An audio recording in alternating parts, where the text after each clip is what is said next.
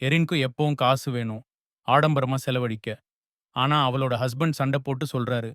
"நீ காசு குடுத்தா ஆடம்பரமா செலவழிச்சுடுறியே. அதனால நானே நகை வாங்கி குடுக்கிறேன். நான் கொடுக்கும் நகையை நான் அடிக்கடி செக் பண்ணுவேன்.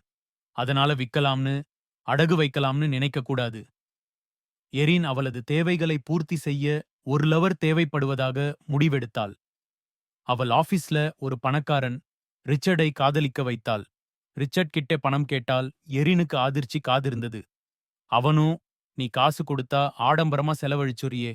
அதனால நானே நகை வாங்கி குடுக்கிறேன்" என்று சொன்னான். எரின் ரொம்ப கஷ்டப்பட்டா, அழுதா, ஏமாற்றம், கோபம். ஆனா அடுத்த நிமிஷம் ஒரு பிரைட் ஐடியா வந்துருச்சு.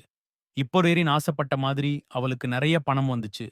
ஷாப்பிங், பார்ட்டின்னு நல்ல செலவு பண்றாள். அப்படி எரின் என்ன பண்ணாள்? எப்படி அவளுக்கு பணம் வந்துச்சு? உங்களாலே கெஸ் பண்ண முடியுமா? ஆன்சர் தெரியறதுக்கு முன்னாடி, தயவு செய்து சேனலுக்கு சப்ஸ்கிரைப் பண்ண மறந்துடாதீங்க.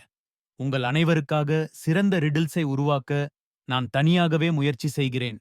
எனவே, இந்த சுயாதீன சேனலை ஆதரிக்க சப்ஸ்கிரைப் செய்து, லைக் பட்டனை அழுத்துங்கள். உங்கள் ஆதரவுக்கு நன்றி. ஓகே, நான் உங்களுக்கு ஒரு க்ளூ தர்றேன்.